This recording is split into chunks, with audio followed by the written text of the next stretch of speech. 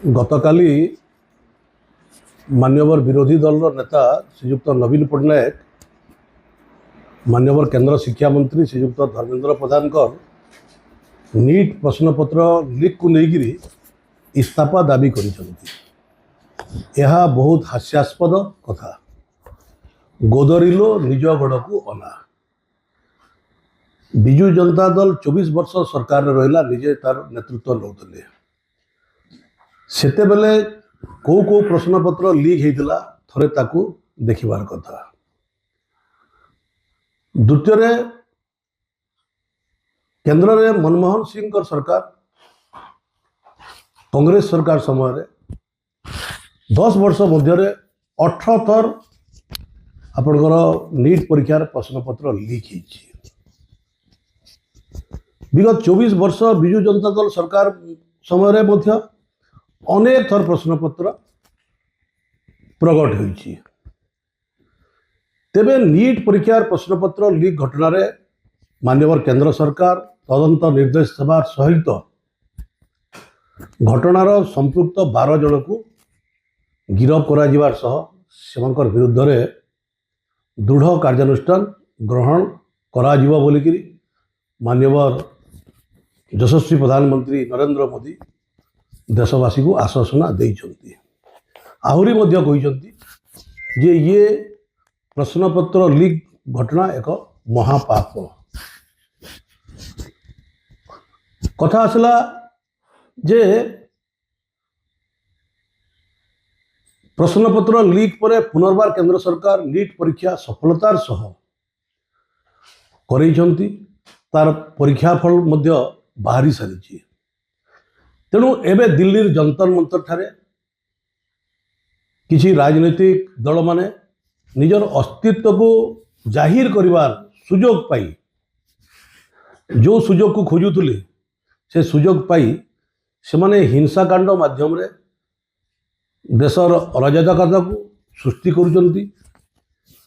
आउ बहुत दुर्भाग्यर कथा है जे सेमान को समर्थन जणावा पाई ओडिशावर मान्यवर विरोधी दल नेता नवीन बाबू तांकर इस्तीफा दाबी करुचंती। यह बहुत दुर्भाग्यजनक। नवीन बाबू को मु पचारिबा को चाहे जे 2015 मसीह ओडिशा पुलिस कॉन्स्टेबल नियुक्ति समय प्रश्नपत्र प्रकट होता। एथिरे प्राय 2,50,000 परीक्षार्थी परीक्षा देते। 2019 ओटीईटी परीक्षा पत्र प्रश्न लीक होता। एथिरे 1,50,000 परीक्षार्थी प्रभावित होते। 2023 मसीह ओएसएससी जेडबलई मेन परीक्षा 20,000 परीक्षार्थी प्रभावित होते।